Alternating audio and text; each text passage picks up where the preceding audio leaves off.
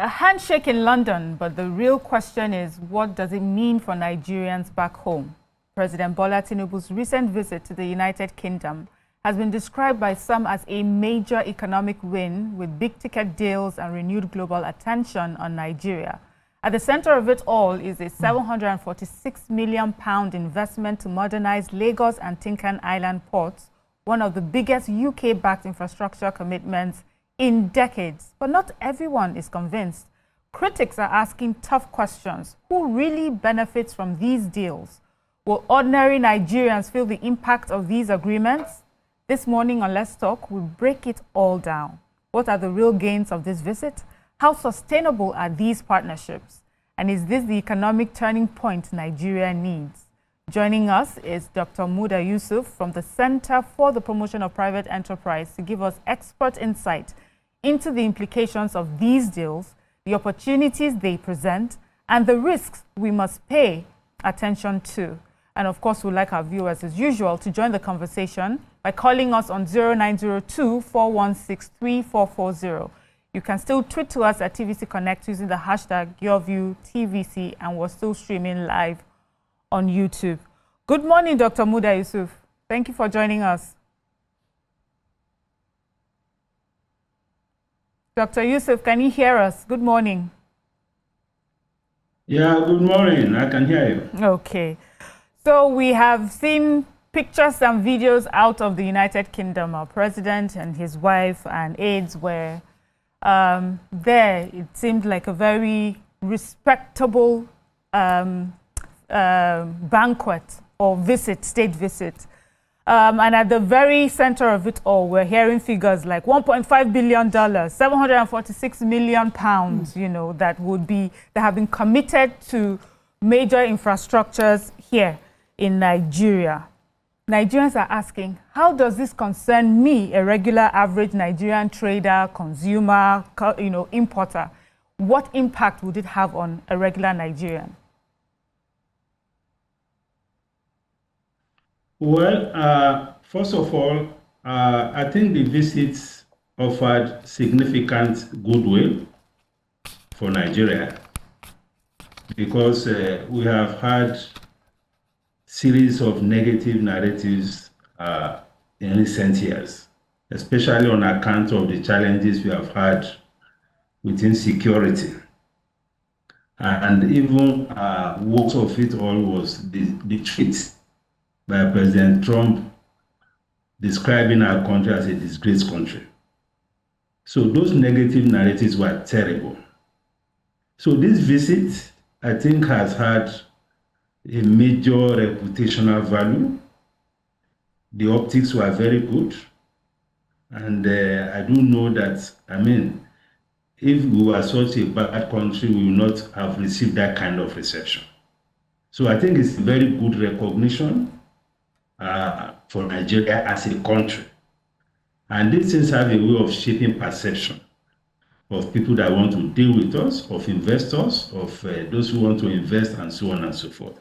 So from a reputational point of view, I think the goodwill has been very significant, it has been very spectacular, and I think it's something that is positive.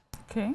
Secondly, is the fact that the visit offered the president an opportunity to also seek partnership in the area of our insecurity, the challenge of insecurity.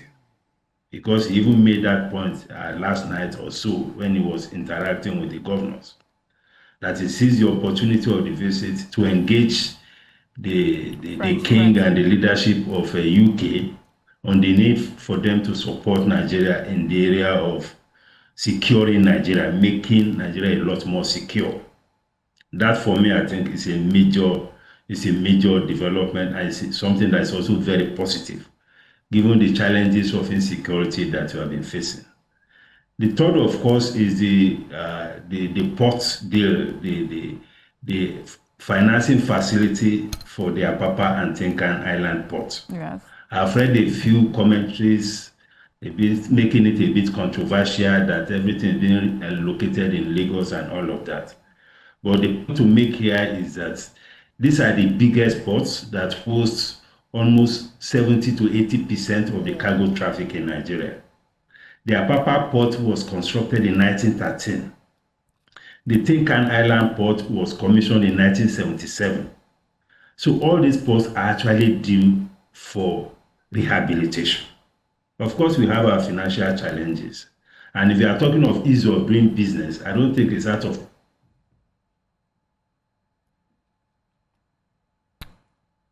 Okay.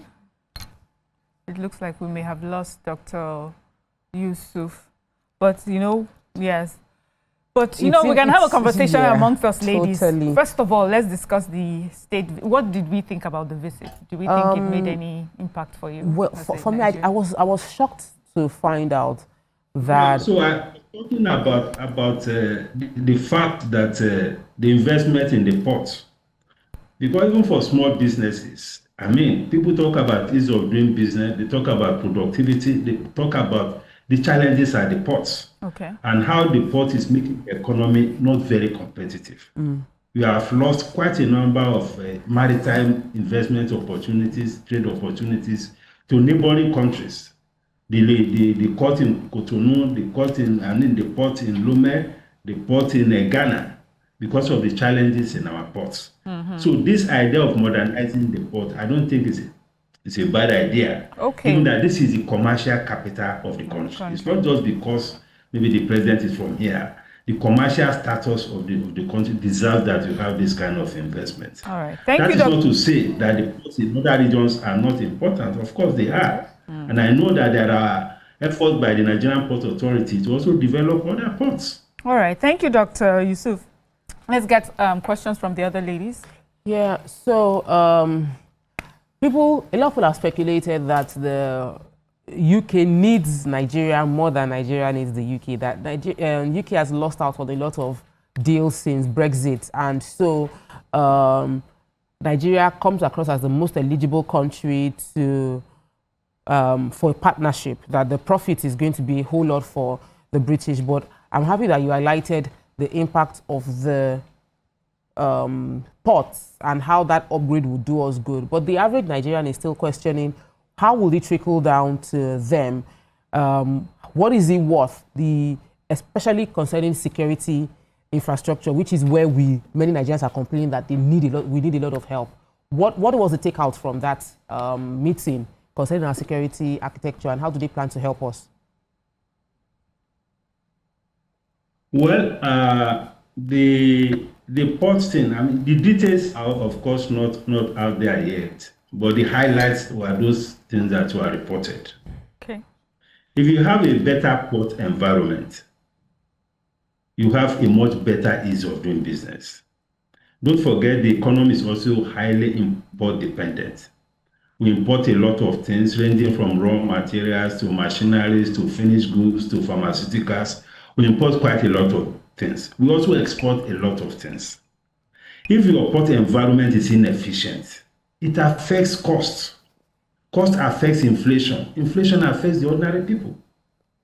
So there's a nexus between having a very good infrastructure and ensuring productivity in the economy. If the economy is much more productive, it benefits everybody. Whether the poor, whether the rich, whether the SMEs, whether the large enterprise, it benefits everybody. This is about productivity. And when you have the opportunity of this kind of engagement and facility, you use it to do some heavy lifting.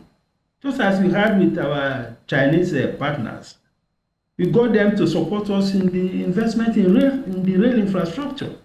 Most of the functioning rail system today were from the Chinese government. It's the same arrangement. Sir, I was asking, I understand the ports. So it's important to develop infrastructure is key. You mentioned the ports already. Your audio is breaking. Okay, sir. So what I said is you had mentioned the ports already. I was asking about security because a lot of people flagged that during the meeting, this bilateral arrangement, there were 365 soldiers died, 300 civilians lost their life within an attack in Nigeria. And so the thought was, what was the conversation concerning security, and were there any agreements signed to provide security infrastructural support for Nigeria?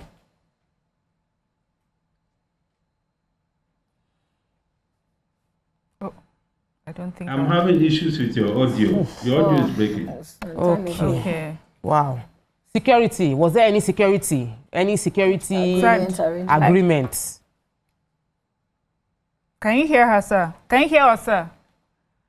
I don't think the network is really good. But yes, so, okay. so it's a major worry. that was one of the questions that people had, you know. Yeah. Another question was that Nigeria signed an agreement. Wise is a bank in the UK and they are coming into Nigeria now. While many Nigerian companies were also hoping that we'll have more banks over there, and it seemed like we have not gotten clear, like this and this and these are the banks that will now open, as we have already approved a bank from the UK, which is a fintech company. Is any bank opened in London? Yeah, but they've been there since. It's not new. We're talking about we're talking about new ones based on this visit. So one of the criticisms I heard concerning this particular agreement, I hope we are able to get Dr. Muda Yusuf back, is that the agreement is asking that the steel that will be used in constructing or refurbishing whatever it is, the port, will be imported from the United Kingdom. And then personnel as well will be brought in from them. So people, the question is that this does not seem like a fair trade, and it would be nice to hear from I those think who know it was better. even the statements from the former Minister of Foreign Affairs, Professor Bolaji Akinyemi, and I remember that when I was reading, he also mentioned that without clear framework, accountability mechanism, and sustained policy stability, the gains of historic visits will remain largely on paper. So how are we going to now hold each other accountable when these monies are being disbursed? Because multiple times we've kept saying abandoned projects, or maybe investors pulled out because of shifting of goalposts. Like we had agreed this, and when they come on field, it's something else, due to the Nigerianness in some of us and some of our leaders.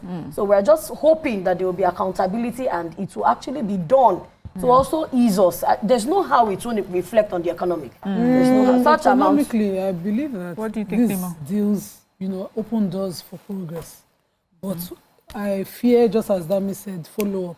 Because we were thinking the Siemens deal by now would have taken care of the problem we have with the TCN. And we are seeing on Touchlight. Do you know that inverters have started failing? We have started recharging Touchlights for brakes to go and put on the gen. And we are there in 2026, which means somebody signed a deal they didn't follow through. And so that we don't go back to P&ID. Some people are gaining. So deal signing is a regular. But how often does it pay the people, the 200 and something million Nigerians who's looking for infrastructure development to ease lives and continue, to stabilize businesses and ensure that things go smoothly? Somebody was saying if you don't have the 33 kVA passing through your side, you cannot be looking for light. And since it did not pass through us, we have gone back to the dark ages. So we cannot continue to have signed deals without follow through. Yes, they are coming to Apapa port, but it would have been nice if they were using steel, or they had also had whatever agreement of collateral agreement on the Ajakuta to mine steel from there, then get steel riches.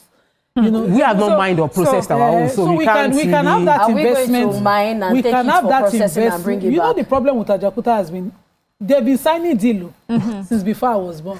And I think during the the Buhari administration, there were talks as well to see how they could revitalize the Russians were coming. Exactly. And that was between But for me, I didn't want, because I've heard so many criticisms of this since that we've heard about these deals.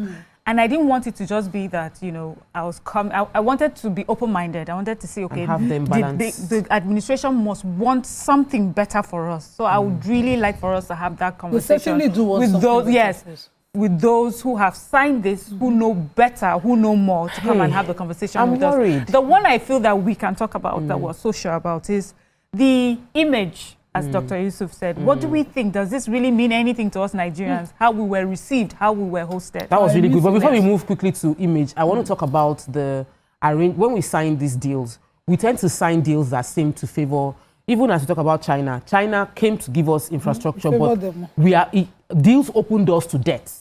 We sign agreements we end up owing money because they will say they will give you this, you pay them in money. But what they give us is infrastructure, but the money still goes to the economy. It doesn't really stay within. But on a softer note on welcome, it looked good to be welcomed that way. It was very dignified. 37 years. We spoke about it on the show, we took it in papers, but it looked really good. There was pomp and pageantry in the way let me hear. We were honored, and we were really honored. There was pomp and pageantry, and it was like UK shut down to receive us, and even UK news. For those that were in the UK, they were like, all the news media carried that they have received Nigeria, and for me, that was a big deal. It speaks well, considering the fact that we've had a wave of negative news coming our way. So this is really, really good. Nima, were you impressed? Yes, I was, because according to the news, they say in 37 years, no Nigerian head of state or president had such a in a long time. So it meant a lot that, at the time, like this, we were, so well received. I'd also like that they visit, so we will receive them, Nigerians now. Besides that, the king comes quite often, though. Yes. Have we done this kind of reception? No. I'm just saying we haven't been. We have a lot of potentials. We are using our money to just as it's been said in some corridors. The UK needs us more. Okay. Than we need them. The deal is going to help them. So the deal should not be one-sided. In favor. I would really like a deal that wakes up, because we are doing a steel partnership with them. What did you think? How did we show up? Do you think we represented Nigeria, well? we know they carry last. If it's to show up, we show up and we show out. And that's it. And I think that I also like one thing that stood for me out was the particular image where the king had to hold our president. And that's very excuse my language, so old people walking together, they seem like, oh my God, when are we going to get here? Unlike what happened in the previous country where he traveled and people started making a mockery. There's nothing out of it. We make mountains out of no more, as in out of nothing. So I liked the familiarity. I liked the friendship. What we saw that it's not as bad as we think. We can just use small positivity mouth to be talking the matter so that it will be propelling forward. I liked how our president came out. He looked. And our fashion. Can we talk about it? Our fashion was thank you, Mr. President, for representing our fashion. But I don't know what let me tell you why. Were doing. His wife was with him. What do you expect? So now that's the touch of a woman. All the other ones where he would go, the First Lady, I almost say Mrs. President, the First Lady wasn't with him. But I can imagine she's the one that would look at him before he finally and make sure everything you can carry it on his body. So and the First Lady also looks so she looked amazing when Nigerian designers. So, but me, I want to call out those governors. When you go out, please represent your culture well. Why did we go and be doing suit up?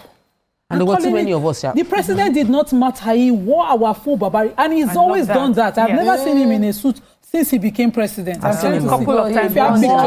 But doing this for me in the England of colonialism is stood out for me. It should be dashiki. They should have come to meet our Igbaligazza. President Buhari used to make me so proud because his fashion didn't change because he was going on anyway. You're selling also your identity and culture, and it's important. Let those governors wake up. Many Nigerians represented the other aides. There are so many other people. Yes, Savage was there too. But some people said that when he went to visit the Prime Minister Keir Starmer, he did not stop to talk to Kemi Badenoch.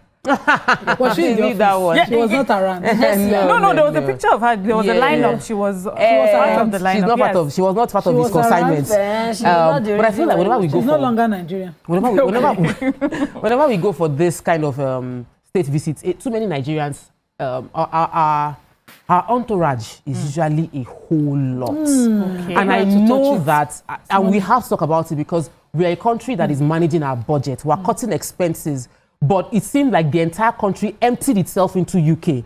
And even all over social media, everybody left Nigeria and went to UK. And it doesn't mean that Poland did not stop being in Nigeria. It would be important that we prioritize and spend money in a way that is important. Who do you think was not needed? There were many. If I talk now, they will call my name. I don't want them to call my name. But you know yourself, we're too much for them. Let the people that are So there's pivotal some- to foreign deals should be there. But I heard Not that SSAs, you may not SSAs. necessarily Even have governors carried SSA, presidents carry SSA, Sorry, advisors, ministers, advisors. I just want Okay. to put on what Tope said. It will Okay. be difficult because charity begins from home. Okay. Even How in do you Nigeria, mean? There are Did they sometimes fly that we airpiece? want to go and Did they fly welcome our airpiece? president. Yeah. And the whole of like one state, they are there at the airport. No, we have so I think changed. it's our thing somehow. Yeah, we will should just work on show up. Can we afford it? your presidency? They afford that's it. the We thing. can't afford Affordability, We really yeah. cannot afford the it. number of people that went on that trip. Not for a country that is asking us to Even if we tighten must waste our the belt. money, did we fly airpiece? If we fly British Air, we don't go give them the money. dollar and Off pounds not mic. available. Off Yeah. mic. Off the mic. No, off the mic. I'm happy that we're saying things like. I'm happy that we're. Sometimes you feel maybe you're too close to power. You don't see something. You lose touch. Because I hear that they tend to lose touch with what's happening. It needs. I mean, need to be strict on the it. administration Let the money needs circulate. us to Yes. speak up so that they can change their ways. First, one of the things we've called out is, too many aids. We can't afford to have that. And then even if we have to travel, are we using our own domestic, I know At least it's the only private, one we at have, least the but ones we have, yes. the money should come to So Nigeria. we're investing in our economy. It's very important Our that we do outlook, that. outfit, appearance, Nigerian. No But, bad behavior tolerated. Just to also make a point, I heard that many of the people that we saw did not go with the entourage. They carried their own money, their own visa, and So whatever, fly and peace found and be British Air. themselves there. Yeah. So it Just to looked be as if they around. yes, just to be around. Some people had to go and talk. Corridors. Some people had to go and lobby about that. Putting in resignation before, There were Just to have a meeting. Every window is a window. Yeah, thank you so much, ladies, for today. We had such a good conversation. We're so sorry, that we lost we could not finish the conversation with Dr. Muda Yusuf, network issues, but I'm sure we'll have him back and then discuss those deals.